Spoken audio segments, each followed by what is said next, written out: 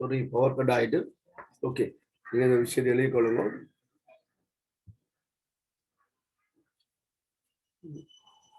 இன்னோட்டு நீர்ல இறங்கி HNO2 HNO3 தரும். இந்த HNO2 HNO3 நிறமற்றவை. ஆகவே இந்த நிறமுடைய வாயுவை நீர்ல கரைஞ்சால் அது இந்த நிறம் வந்து நீங்கும்.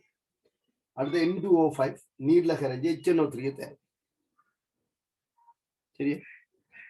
கீழே எழுதிக் கொள்ளுங்க. அமில ஆக்சைட்டுகளை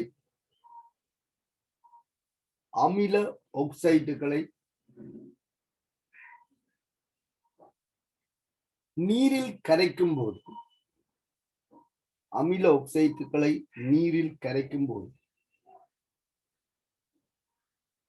மேற்காட்டியவாறு அமில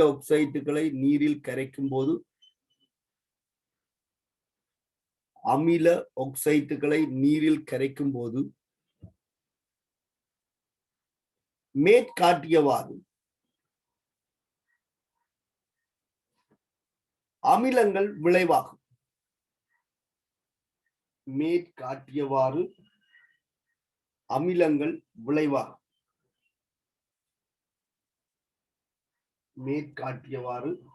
அமிலங்கள் விளைவாகும். 14ஆம் கூட்டத்தில்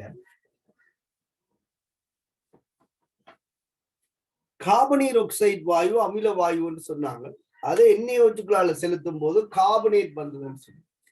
அதே போல இந்த N2O3 ஒரு அமில ஆக்சைடு. இது நீர்ல கரைஞ்சால் HNO2 தரும் என்றால் NaOH போன்ற ஒரு வன்கார கரைசலுக்குள்ள போட்டால், வன்கார கரைசல் பரிகரித்தால் இப்பவும் அமிலம் தோன்றும்.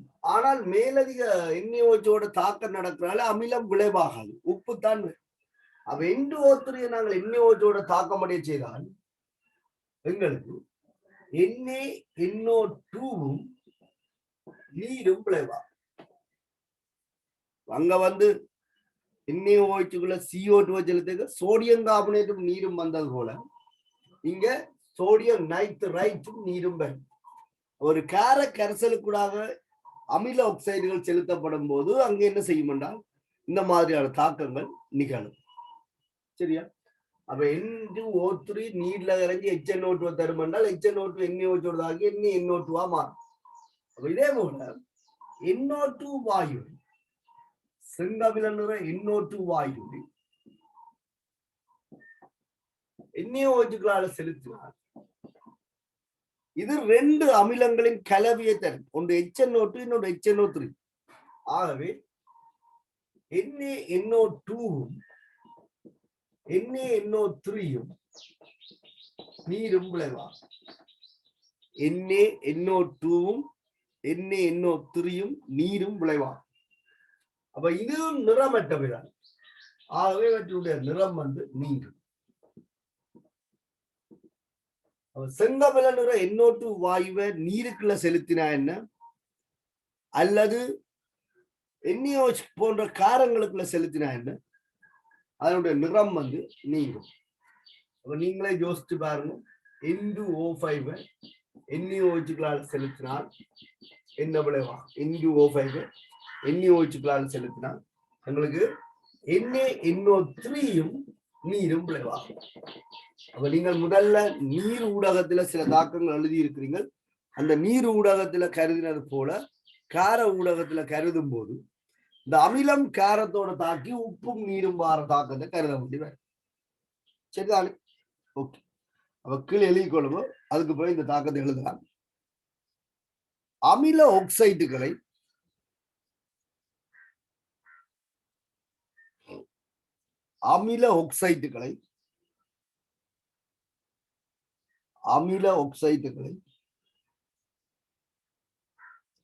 கார கரைசலினூடாக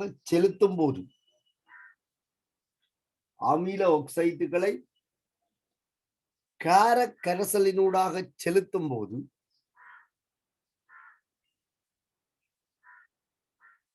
பின்வருமாறு தாக்கத்திற்கு உட்பட்டு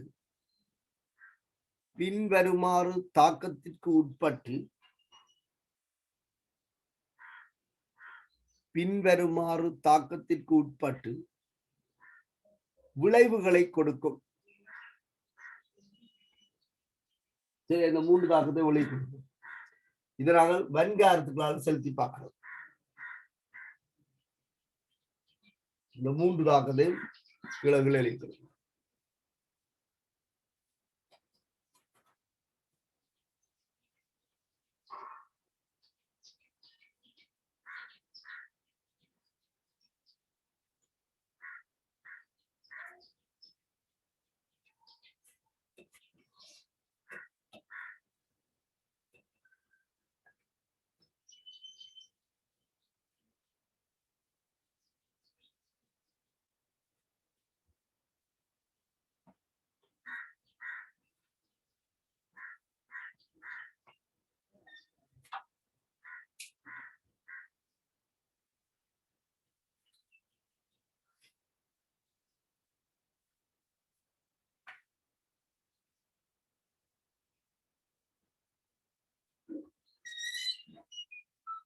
சரியா, நாளைக்கு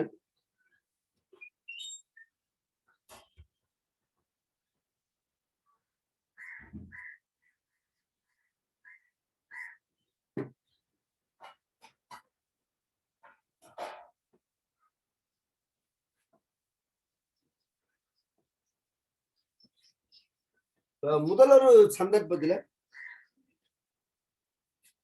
HNO2 என்ற அமிலம் HNO2 என்ற அமிலம் உறுதியற்றது அப்படின்னு சொல்லி இருக்கு. இது நீராகவும் NOவாகவும் NO2வாகவும் பிரிகை அடையக்கூடியது. அதனால இதுல இருந்து வார NO2 எங்களால் அடையாளப்படுத்தக்கூடியதாக இருக்கும் செங்கால்.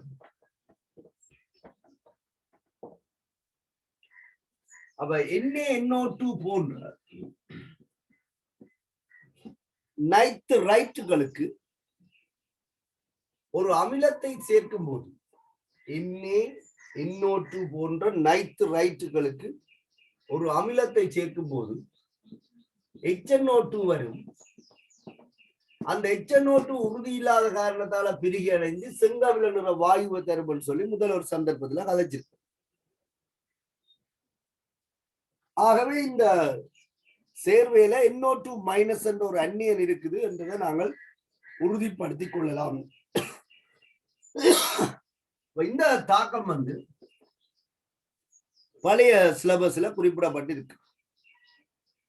இப்ப இந்த தாக்கம்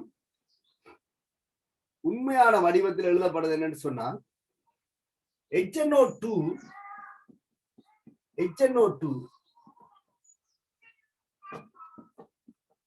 உறுதியற்றது. சரியா, HNO2 உறுதியற்றது. இதுல நைதரசன் ஒட்சியரன் +3. அப்ப இது உறுதி அடையும் பொருட்டு இருவழி விகாரத்திற்கு உட்படுது. இது உறுதி அடையும் பொருட்டு இருவழி விகாரத்திற்கு உட்படுது. அதுல HNO3 ஆக ஒட்சியேற்றப்படுது +5. அவனுக்கு +3 ஒட்சியேற்ற நிலையில இருக்கிற நைதரசன் +5 ஒட்சியேற்ற நிலையில உள்ள HNO3 ஆக ஒட்சியேற்றப்படுது. அதே நேரத்துல +2 ஒட்சியேற்ற நிலையில இருக்கிற NOவாக தாழ்த்தப்படுது. சரியா, இதுதான் இந்த HNO2 பிரிகை தாக்கமாக கருதப்படும்.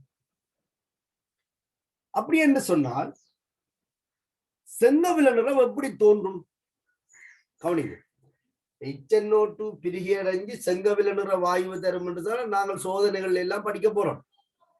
ஆனா இங்க HNO2 பிரிகை அடைஞ்சு HNO3ஐயும் NOவையும் H2ஓவையும் தருவதாக சொல்லப்படுது. ஆனால் அவதானத்துல செங்கவில நிறம் இருக்கு. அப்ப எப்படி இந்த செங்கவில நிறம் தோன்றுது என்றால் இந்த பிரிகையில உருவாகிற NO இருக்குத்தானே, இந்த பிரிகையில உருவாகிற NO வளிமண்டலத்துல இருக்கிற O2ஓட தாக்கி NO2வை தோற்றுவிக்கும். வளிமண்டலத்துல இருக்கிற O2ஓட தாக்கி NO2வை தோற்றுவிக்கும். இந்த NO2 செங்கபில நிறம். ஆகவே HNO2 பிரிகையில வார விளைவு நிறமுடையதாக தோன்றும் காரணம் இதுல இருந்து வந்த NO உடனடியாக தாக்கி இந்த NO2 தரும்.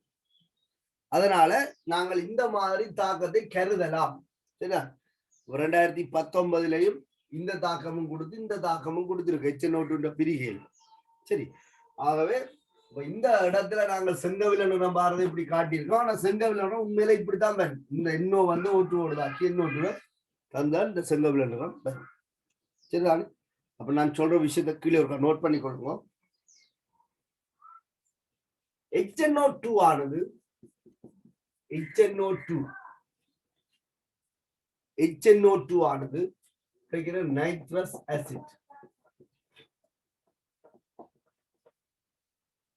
HNO2 ஆனது இருவழி விகாரத்திற்கு உட்பட்டு இருவழி விகாரத்திற்கு உட்பட்டு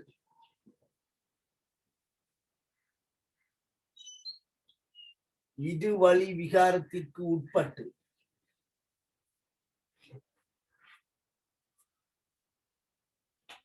நைட்ரிக் அமிலத்தையும் நைட்ரிக் அமிலத்தையும்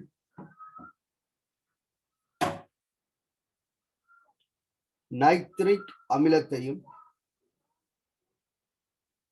நிறமற்ற நிறமற்ற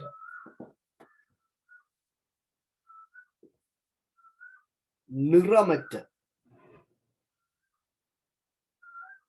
நைதரசன் ஓர் ஆக்சைடு வாயுவையும் உருவாக்கும்.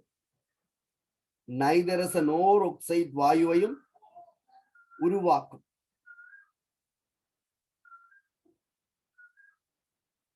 நைதரசன் ஓர் ஆக்சைடு வாயுவையும் உருவாக்கும்.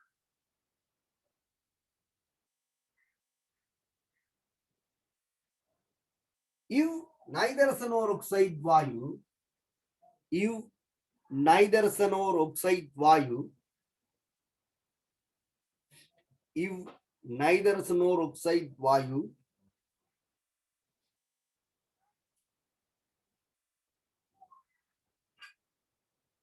தொடர்ந்து ஒட்சிஜனுடன் தாக்கமடைந்து தொடர்ந்து ஒட்சிஜனுடன் தாக்கமடைந்து தொடர்ந்து ஒட்சிஜனுடன் தாக்கமடைந்து செங்கபில நிற செங்கபில நிற செங்கபில நிற நைதரச நீர் ஆக்சைடு வாயுவை நைதரச நீர் ஆக்சைடு வாயுவை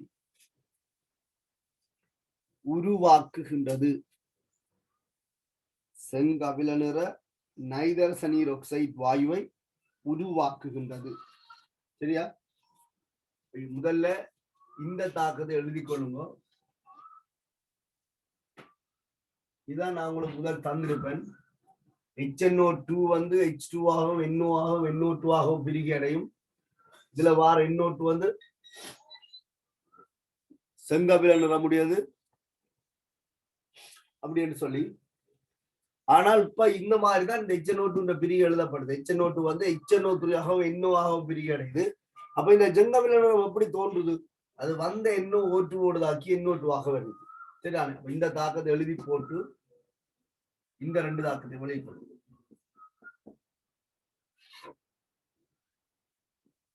சமப்படுத்திக் கொள்ளுங்க.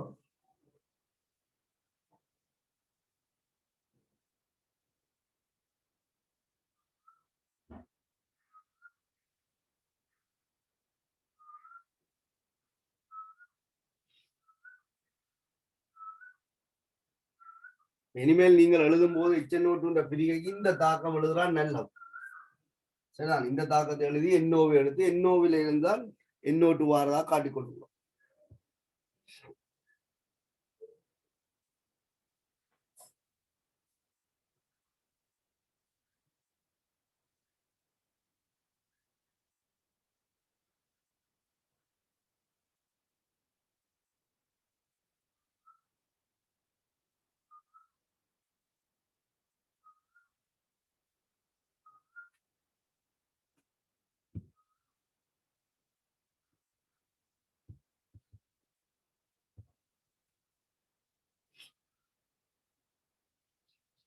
சரியா?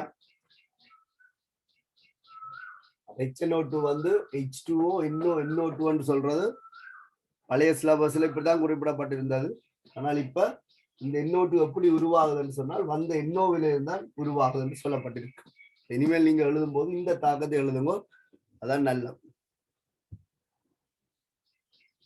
என்ன இருந்தாலும் HNO2 பிரிகையில செங்கவில நிற வாயு அவதானிக்கப்படும். அதான் நீங்க இப்படி தாக்கம் இல்லைனாலும் இந்த மாதிரி தாக்கம் இல்லைனாலும் இந்த செங்கவில நிறத்தை பார்க்கலாம்.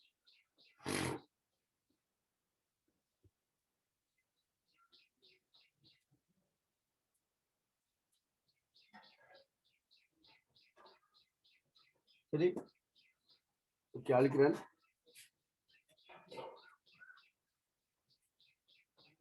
அடுத்து 15ஆம் கூட்டத்துல அமில ஆக்சைடு வந்து பொஸ்பரஸுக்கும் இருக்கு. பொஸ்பரஸ் அமில ஆக்சைடுல ஒன்று P2O3, மற்றது P2O5. இந்த P2O5 சில நேரத்துல P4O10 என்று எழுதலாம். P4O10 என்று எழுதலாம். ரெண்டுமே ஒன்றுதான். ரெண்டு மூலக்கூறுகள் சேர்ந்து P4O10 ஆக காணப்படும். P2O5 வந்து ரெண்டு மூலக்கூறுகள் சேர்ந்து P4O10 ஆக காணப்படும். விளைவு எழுதி கொள்ளுங்க. P2O3 P2O5 இது நீர்ல கரைந்தால் என்ன விளைவு வரும் சொல்லி உங்களுக்கு ஏற்கனவே பொஸ்பரஸ் தோற்றுவிக்கிற அமிலங்கள் தெரியும்.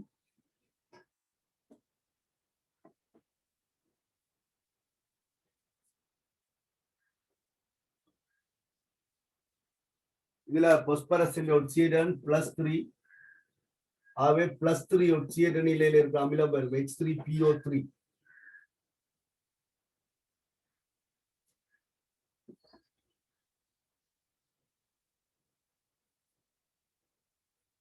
இதுல பொஸ்பரஸ் ஒட்சியேடன் +5, +5 ஒட்சியேட நிலையில இருக்கிற அமிலம் வரும் H3PO4.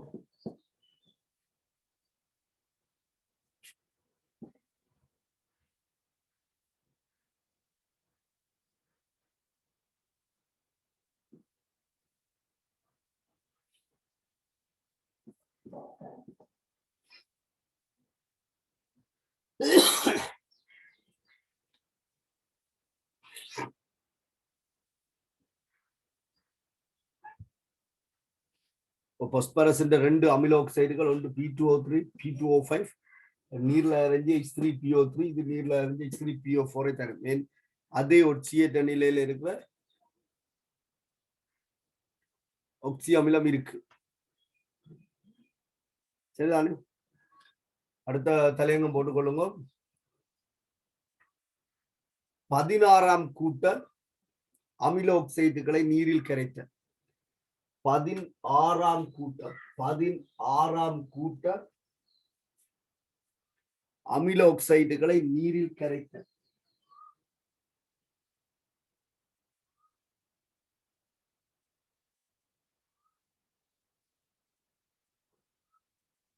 16ஆம் கூட்ட அமில ஆக்சைடுகளை நீரில் கரைத்த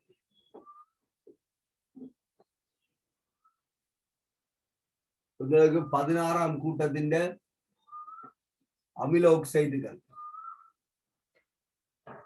எங்க தோற்றுவிக்கப்படுது? 16ஆம் கூட்டத்தின் அமில ஆக்சைடுகள் தோற்றுவிக்கப்படுறது உண்டு கந்தகத்துல. ஒட்சனுக்கு அமில ஆக்சைடு இல்ல தானே, அப்ப கந்தகத்துல இருக்கு. 16ஆம் கூட்ட அமில ஆக்சைடுகள்ல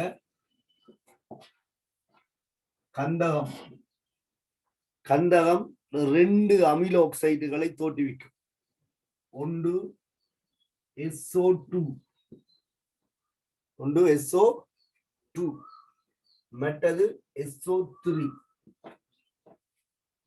கந்தகம் தோற்றுவிக்கின்ற அமில ஆக்சைடுகள் ஒன்று SO2, மற்றது SO3. இது உங்களுக்கு தெரியும். SO2 வந்து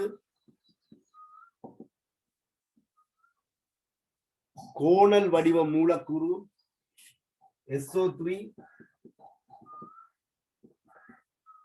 தள முக்கோணம்.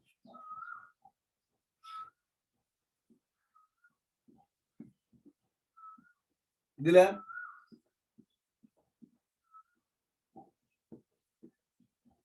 பிணைப்பில் ஈடுபட்டிருக்கிற இலத்திரன் எண்ணிக்கையும் பிணைப்பில் ஈடுபடாத தனிச்சோடி இலத்திரன்கள் எண்ணிக்கையும் சமனாக இருக்கும். நீங்க விரும்பி அங்காவது நோட் பண்ணி கொள்ளுங்க. ரெண்டு பேர்ட்டையும் கலப்பாக்கம் sp2 தான். இவர் கோணல், அவர் தளமு கோணம். இதுல 2 4 6 8 10 12 அதாவது 6 சோடி இலத்திரன்கள் பிணைப்புல ஈடுபடாம இருக்குது. அதே நேரத்தில் 6 சோடி இலத்திரன்கள் பிணைப்புல ஈடுபடுது. CO2லயும் இதே மாதிரி கதைச்சான். பிணைப்புல ஈடுபடுகிற இலத்திரன் எண்ணிக்கையும் பிணைப்புல ஈடுபடாத இலத்திரன் எண்ணிக்கையும் சமனாக இருக்கிற சந்தர்ப்பங்கள் வலுவள ஓட்டு. உங்களுக்கு SO2 நீர்ல கரைத்தால் +4 ஒட்சியேட் நிலையில இருக்கிற ஒக்சி அமிலம் வரும் H2SO3. அது H2SO3 உறுதி இல்லை என்று சொன்னாங்க. அவை உடனடியாக பிரிகி அடையும். அதையும் கருத்துல கொள்ளுங்க. SO3 நீர்ல கரைக்கப்பட்டால் H2SO4 விளைவார்.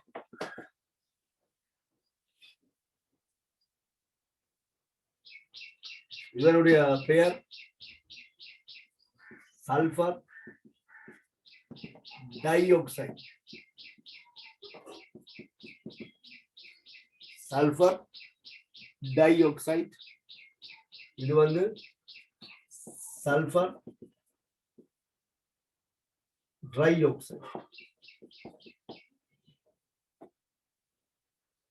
SO2 SO3 ஏற்கனவே இந்த தாக்கங்கள் எழுதி இருக்கலாம்.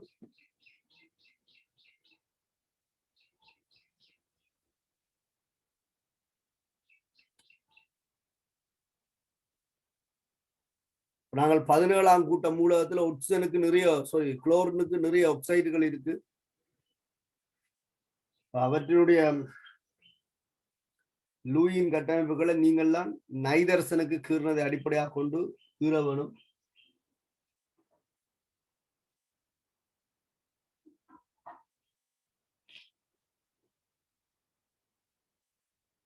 சரியா? SO2 SO3 இந்த வடிவங்கள் கலப்பாகங்களை ஞாபகப்படுத்திக் கொள்ளுங்க. இது கோணல் மூலக்கூறு. இலத்திரன் ஜோடிக்கு ஏற்ற தளமுக்கோணம் கலப்பாக்கம் sp2. இது தளமுக்கோணம் கலப்பாக்கம் sp2. இலத்திரன் ஜோடிக்கு ஏற்ற தளமுக்கோணம். +4 ஒட்சியேற்ற நிலையில அமிலம் இருக்கிறதால இது H2SO3 மட்டும் தரும். +6 அமிலம் இருக்கால H2SO4 மட்டும் தரும்.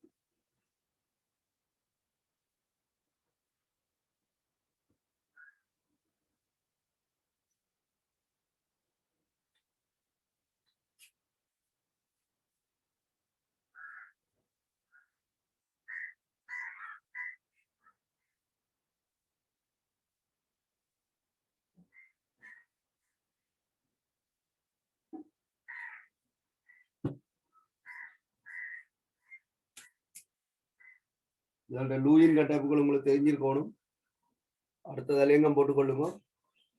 17ஆம் கூட்ட அமில ஆக்சைடுகளை நீரில் கரைத்தல். 17ஆம் கூட்ட அமில ஆக்சைடுகளை நீரில் கரைத்தல். 17ஆம் கூட்ட அமில ஆக்சைடுகளை நீரில் கரைத்தல்.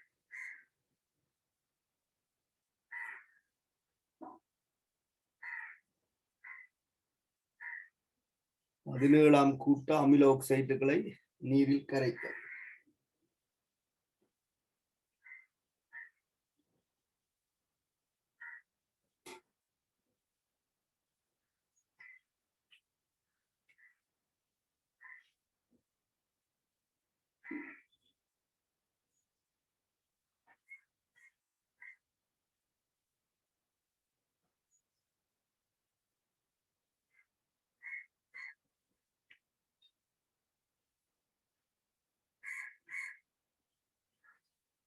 சரி, இந்த அட்டவணையை போட்டுக்கொள்ளுங்க.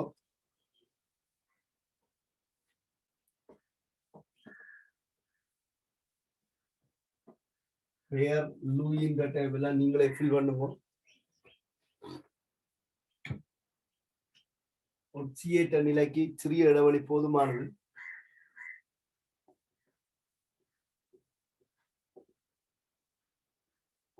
பதினேழாம் கூட்ட மூலகங்கள் -1 இருந்து +7 வரைக்கும் ஒட்சியேற்ற நிலையை வெளிக்காட்டும். இதுல விதிவிலக்காக புளோரின் இருக்கு. புளோரின் வந்து அதிதால் ஒட்சியேற்றம் -1, அதி உயர் ஒட்சியேற்றம் 0. அதே மாதிரி 16ஆம் கூட்டத்திலையும் ஒட்சிஜன் இருக்கு. அதிதால் ஒட்சியேற்றம் -2, அதி உயர் ஒட்சியேற்றம் +2. ஏனைய சந்தர்ப்பங்கள்ல 16ஆம் கூட்ட மூலகங்கள் -2 ஒட்சியேற்றம்ல இருந்து +6 வரைக்கும் எடுக்கும். 17ஆம் கூட்ட மூலகங்கள் -1 இருந்து +7 வரைக்கும் எடுக்கும். கூட்டத்தை பற்றி பொதுவாக கதைச்சால் இந்த விதிவிலக்கையும் கருத்துல கொள்ள வேணும். ஒட்சியேற்ற நிலை, ஒட்சியேற்ற நிலை முதலாவது கோணம் ஒட்சியேற்ற நிலை. அந்த ஒட்சியேற்ற நிலைக்கு காரணமான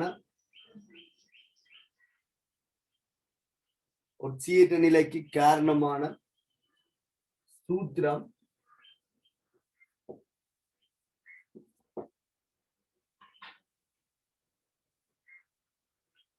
அதனுடைய IUPAC பெயர்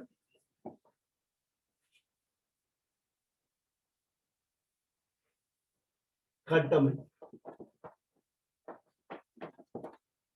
லூயின் கட்டமை. அப்ப குளோரினுக்கு -1 ஒட்சியேற்ற நிலையை நாங்கள் கருதி கொண்டு போவோம். இது அமில ஆக்சைடு இல்ல, HCl என்ற ஒரு சேர்வையில குளோரின் -1 ஒட்சியேற்ற நிலையை கொண்டிருக்கு. HCl வாயுவாக இருக்கும்போது இது ஒரு பங்கிட்டு வலு சேர்வை. ஆகவே இதனுடைய பெயர் வந்து ஹைட்ரஜன் குளோரைடாக இருக்கு. Hydrogen chloride,